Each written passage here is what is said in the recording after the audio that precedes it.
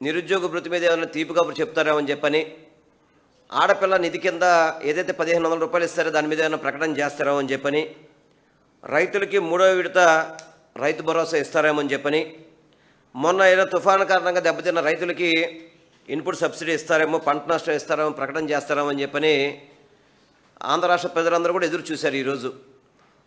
కానీ ఈ క్యాబినెట్ అంతా కూడా ఎటువంటి ఎజెండా లేకుండా కేవలం వెంకటేశ్వర స్వామి మీద వేసిన నిందని, ఏదైతే చంద్రబాబు నాయుడు నింద వేశారో ఆ నిందని ఏ విధంగా సమర్థించుకోవాలని చెప్పని మాట్లాడడానికే ఈ క్యాబినెట్ చర్చ జరిగిందనేది ఈరోజు 4 మంత్రులు మాట్లాడిన దాన్ని బట్టి మనకు అర్థమవుతుంది. 4 మంత్రులు వచ్చారు. ఎప్పుడు మామూలుగా క్యాబినెట్ ఎజెండా చదవడానికి ఒకటే మంత్రి ఉంటాడు ఎప్పుడు కూడా, కానీ ఈరోజు 4 మంత్రులు వచ్చారు ఈరోజు మాట్లాడడానికి. 4 బాగా పెద్ద విషయాలు చెప్తారేమో, రాష్ట్రానికి అన్నిటి మంచి జరుగుద్దామనుకుంటే వాళ్ళు మాట్లాడుకుంది క్యాబినెట్లో ఏ విధంగా ఈ లడ్డూ ప్రచారాన్ని చంద్రబాబు, ఇంతకుముందు చంద్రబాబు కానీ, పవన్ కళ్యాణ్ కానీ, నారా లోకేష్ కానీ లడ్డూ మీద అపచారం చేసి అపరం చేశారో ఆ నిందని మీరు ప్రమోట్ చేయండి అని చెప్పే విధంగా 4 మంత్రులు కూర్చొని మాట్లాడారు. చాలా హాస్యాస్పదంగా ఉంది.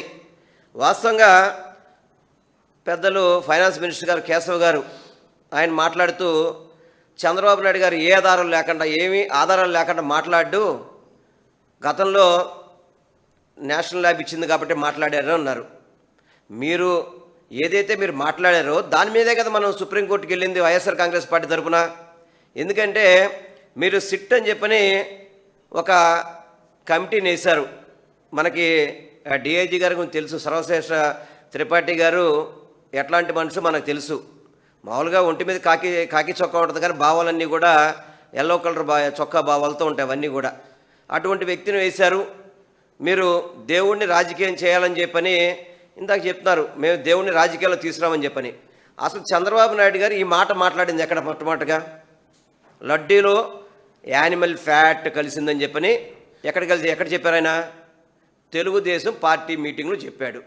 మరి అది రాజకీయమా లేకపోతే రాజకీయం కాదది చెప్పండి ఒకసారి. కేశవ్ గారు, మీరు ఫైనాన్స్ మినిస్టర్ కదా, మొట్టమొదటి మీరే మాట్లాడారు, మరి మీరు సమాధానం చెప్పాలి కదా. చంద్రబాబు నాయుడు గారు ఈ యొక్క విషయాన్ని సెప్టెంబర్ 18వ తారీఖు నాడు కూడా, బహుశా సెప్టెంబర్ నెలలోనే ఈ విషయం మాట్లాడింది తెలుగుదేశం పార్టీ మీటింగులో. ఈ యొక్క విషయాన్ని మాట్లాడిన సంగతి మీరు మర్చిపోతారేమో కానీ జనాలు మర్చిపోరు, గుర్తుపెట్టుకోవాలా. అదేవిధంగా సిట్ ఏర్పాటు చేశారు మీరు. ఆ సిట్కి కూడా ఎవరినైనా సరే మీ అందరికీ కూడా తెలుసు, ఏది జంతు కొవ్వు ఉంది, అదేవిధంగా గొడ్డు మాంసం ఉంది, అదేవిధంగా చేప నూనె ఉందని చెప్పని నానా వాక్కులు మోయించారు. మామూలుగా కాదు, మీ ఎల్లో మీడియా అంతా దీనికే మాట్లాడారు. ప్రత్యేకంగా చెప్పాలంటే మన నాయుడు గారు టీవీ 5 ఇంకా పొద్దున్న లేస్తే జంతువు కలిసిపోయింది, జంతువు కొవ్వు కలిసిపోయిందని చెప్పని వారు మాట్లాడిన సంగతి మన అందరికి కూడా తెలుసు. దానికి రిపోర్ట్ అంతా కూడా ఎగనెస్ట్గా వచ్చింది. ఏదైతే ఎన్డీడీబీ రిపోర్ట్ కానీ, ఎన్డీఆర్ఏ రిపోర్ట్ కానీ ఎక్కడా కూడా దీంట్లో పంది కొవ్వు కానీ, యానిమల్ ఫ్యాట్ కానీ, చేప కొవ్వులు కానీ ఎటువంటి ఏమీ కలవలేదు అని చెప్పి నా రిపోర్ట్ వచ్చిన తర్వాత ప్రజలందరికీ కూడా అర్థమైంది, చంద్రబాబు నాయుడు, పవన్ కళ్యాణ్, నారా లోకేష్ తప్పుడు ప్రచారాలు చేశారు అని చెప్పి అర్థమయ్యేటప్పటికీ దీన్ని కవర్ చేయడం కోసం ఈరోజు క్యాబినెట్లో ఏదైతే అధికార దుర్వినియోగం అంటారు కదా, ఆ దుర్వినియోగం చేయడానికి సిట్ నుంచి ఒక రిపోర్ట్ వచ్చిందో బహుశా మాకు తెలియదు, దాని మీద ఉంటే బహిర్గతం చేస్తే చెప్పగలుగుతాం.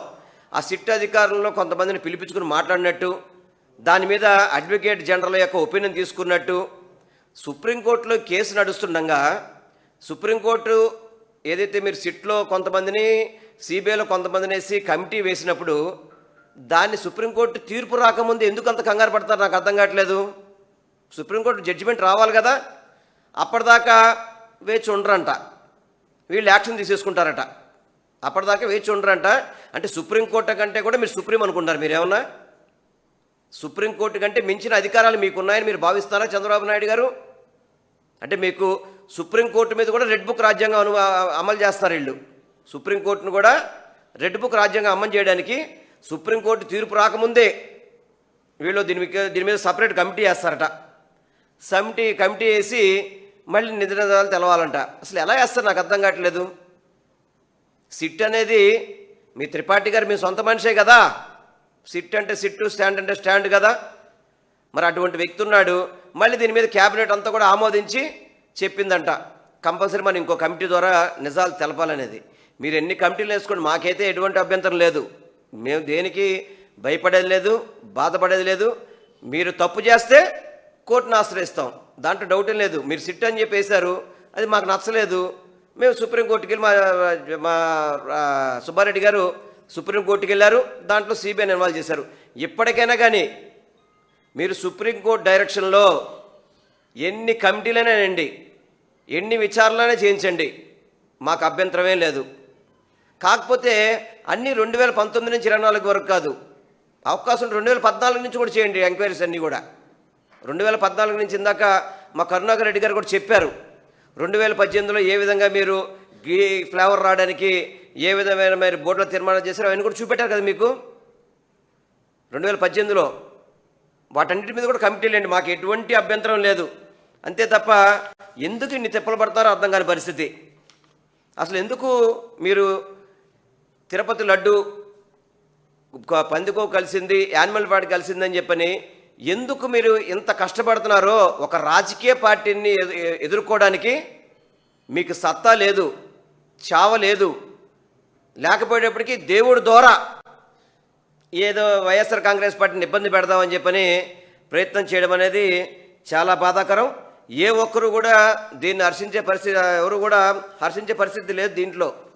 నేను దానికే మళ్ళీ ఒకసారి చెప్తున్నాను, దయచేసి ఈరోజు 3:30 గంటలు మీరు క్యాబినెట్ పెట్టుకున్నా, వాళ్ళు సంవత్సరాల పాటు సిబిఐ సిట్ విచారణ జరిపించుకున్నా, ఏదేమైనా కానీ మీ కూటమి ప్రభుత్వం ఏర్పడ్డాక వచ్చిన లారీలే కదా అవన్నీ కూడా, వాటిని పంపించామని చెప్పి ఈవో చెప్తున్నారు, వాటిని వాడారని చెప్పి మళ్ళీ మీరే చెప్తున్నారు.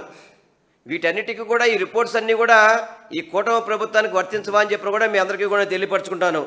అదేవిధంగా అనిల్ సింఘాల్ గారి గురించి కూడా కొంచెం మాట్లాడారు. ఆయన ఇష్టం, వాళ్ళ ఇష్టం ఏదైనా మాట్లాడారు. ఎందుకంటే అతను 2017లోనే అనిల్ సింఘాల్ ఈవోగా నియమించబడ్డారు. మా ప్రభుత్వం వచ్చాక నియమించాలి ఆయన్నేమి. 2017లోనే అతను ఈవోగా నియమించారు. అతను టర్మ్ ఉన్నంత వరకు కంటిన్యూ చేశారు. మరి అటువంటి పోనీ సింఘాల మీద మీకు అదే ఇబ్బందులు ఉంటే మళ్ళీ ఎందుకు కొత్తగా ఎందుకు నియమించారు? అతన్ని ఎవరు నియమించమని చెప్పారు? ఎవరు ఒత్తిడి చేశారు?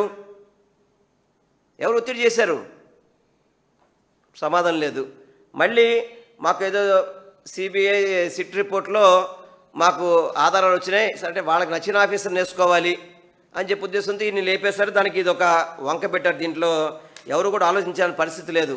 కాకపోతే నేను కోరుకునేది చంద్రబాబు నాయుడు గారిని కానీ ఈ నలుగురు మంత్రులు కూడా ఇందాక విలేకరు సమావేశంలో మాట్లాడుతుంటే విలేకరులు, నువ్వే పేపరు, ఏ టీవీ, సాక్షియా, సర్లే నువ్వు అసలు సమాధానం మీ దగ్గరుంటే నలుగురు మంత్రులు మాట్లాడారు. దాంట్లో పార్సారథి గారు కూడా మాట్లాడారు, మేము కొనుగోలు కమిటీలో ఉన్నాం కానీ మాకు సంబంధం లేదని చెప్పని. అంటే వాళ్ళ పార్టీ మారిపోతే మాత్రం కొనుగోలు కమిటీతో సంబంధం లేదు. వేమిరెడ్డి ప్రశాంత్ రెడ్డి గారు ఆమె కూడా కొనుగోలు కమిటీలో ఉందే. పార్సారథి గారు ఉన్నారు, వాళ్ళైతే మీడియా ముందు కూర్చొని అయ్యో మా కొనుగోలు కమిటీలో మాకేం సంబంధం లేదండి, వాళ్ళే చూసుకున్నారు. అంటే వాళ్ళ పార్టీలో కండవ కప్పితే మాత్రం వాళ్ళకి సంబంధాలే ఉండవు. అసలు అందులో కూడా నిన్న సిట్ రిపోర్ట్లో, సరే అది సిబిఐ సిట్ది మన ఇచ్చింది కరెక్టా కాదనేది వేరే విషయానికి వెళ్తే, దాంట్లో ఎక్కడ కూడా వైవి సుబ్బారెడ్డి గారి పేరు ఎక్కడ మెన్షన్ చేయలేదే. మెన్షన్ చేయనప్పుడు మీరు ఇందాక వైవి సుబ్బారెడ్డి గారు నిందితుడు అని చెప్పి ఏ విధంగా మీరు చెప్తారని ఒక సుప్రీంకోర్టులో ఒక అంశం ఉండగా వీళ్ళు పలానా వాళ్ళు నిందితులు అని చెప్పే అధికారం మీకెక్కడిది? అసలుకి మీకెక్కడికి? ధర్మారెడ్డి గారు నిందితుడు, సుబ్బారెడ్డి గారు నిందితుడు అని చెప్పని మీరు ఏ విధంగా దాన్ని మీరు చెప్తారు? సిట్ రిపోర్టు, సిబిఐ రిపోర్టు కోర్టుకి ఇచ్చింది, సుప్రీంకోర్టు దాన్ని డిసైడ్ చేస్తుంది what is this, what is what అని చెప్పని. అంతే తప్ప మీరెవరు ఇవన్నీ చెప్పడానికి? దీనికి 3:30 గంటలు చర్చ. పవన్ కళ్యాణ్ గారేమో చైర్మన్ గారికి అడిగారా అని చెప్పని ఆయన అడిగారట. వీళ్ళు మేము చైర్మన్ గారికి ఇచ్చామని చెప్పారంట. ఒక సినిమా కథలల్లి, అంటే వీళ్ళు ఆల్రెడీ పూర్తిగా కూడా ఫెయిల్ అయిపోయిన సంగతి రాష్ట్ర ప్రజలందరికీ తెలుసు. తిరుమల తిరుపతి దేవస్థానంలో ఈ కూటమి ప్రభుత్వం తప్పు చేసింది, లేని అపచారాన్ని ఉన్నట్టుగా చెప్పారు. అది ఈ ల్యాబ్ రిపోర్ట్స్ ద్వారా బట్టబయలైంది. దాన్ని కవర్ చేసుకోవడానికి అనేక రకాల తంతాలు మామూలు కూడా కాదు. ఏదైతే రోడ్డు మీద ఫ్లెక్స్లు కట్టడం, ఇంటికి పాంప్లెట్లు పంపించడం, అదేవిధంగా ప్రతి వాళ్ళకి ఏదో ప్రతి మీటింగ్లో కూడా, ఇప్పుడు చంద్రబాబు నాయుడు గారు పార్టీ మీటింగ్లో మాట్లాడారు. సుప్రీంకోర్టు ఏం చెప్పింది? ఒక ముఖ్యమంత్రి స్థానంలో ఉండి మీరు ఇటువంటి మాటలు మాట్లాడకూడదని చెప్పి సుప్రీంకోర్టు మీకు చెప్పిందా చెప్పలేదా? అయినా కానీ ఎక్కడ మైక్ దొరికితే అక్కడ మీరు ప్రతిరోజు కూడా మాట్లాడేది ఇది తిరుపతి లడ్డు గురించి కదా. ప్రతిరోజు కూడా ఇది రాజకీయం చేస్తుంది. ఎవరు చేస్తున్నారు సార్ చెప్పండి? చంద్రబాబు నాయుడు గారు. తిరుమల తిరుపతి దేవస్థానాన్ని రాజకీయం చేస్తుంది ఎవరు? మీరు కాదా? చెప్పండి. మీరు బిగించేసిందే రాజకీయ పార్టీలోంచి బిగించేసారు ఈ కార్యక్రమాన్ని. ఇవాళ క్యాబినెట్లో మాట్లాడింది కూడా మీరు పార్టీ వాళ్ళే కదా, అక్కడంతా కూర్చొని క్యాబినెట్లో కూర్చొని. అసలు సుప్రీంకోర్టు ఏమి తీర్పులు రాకుండా ఇంకో కమిటీ వేస్తారంటే, అంటే ఈ కమిటీ ద్వారా ఏదో మళ్ళీ ప్రత్యేకంగా మళ్ళీ వీళ్ళందరినీ పిలిపించుకోవడం, వీళ్ళందరి మీద కూడా వాళ్ళకున్న మీడియా ద్వారా రాయించుకోవడం తప్ప అల్టిమేట్గా కూడా ఏదైతే ల్యాబ్ రిపోర్ట్స్ ఉన్నాయో వాటిని ఎవ్వరు కూడా మార్చలేరు. మీరు చెప్పిన జంతువు కొవ్వు, పంది కొవ్వు, అదేవిధంగా చేప నూనె లేదనేది సుస్పష్టంగా క్లియర్గా కూడా రిపోర్ట్లో చెప్పింది. ఏది ల్యాబ్ రిపోర్ట్స్లో వాటిని ఎవ్వరు కూడా మార్చలేరు. ఈ తప్పుని ఏదో వైఎస్ఆర్ కాంగ్రెస్ పార్టీ మీద మీరు పెడదామనుకున్నా కానీ ఈరోజు ప్రజలను నమ్మే పరిస్థితుల్లో లేరు. ఈరోజు రాష్ట్ర ప్రజలందరికీ కూడా అర్థమైంది. మీరు హిందువుల ముసుగులో ఏదో వైఎస్ఆర్ కాంగ్రెస్ పార్టీని మేము ఎదుర్కొంటాం, వైఎస్ఆర్ కాంగ్రెస్ పార్టీని దోషిగా పెడదామని చూస్తుంటే చివరికి హిందువులు ద్రోహులుగా మిగిలిపోయేది. ఈ కూటమిలో ఉన్న 3 పార్టీలు కూడా హిందువులు ద్రోహులుగా మిగిలిపోతాయి. దాంట్లో ఎటువంటి డౌటు లేదు.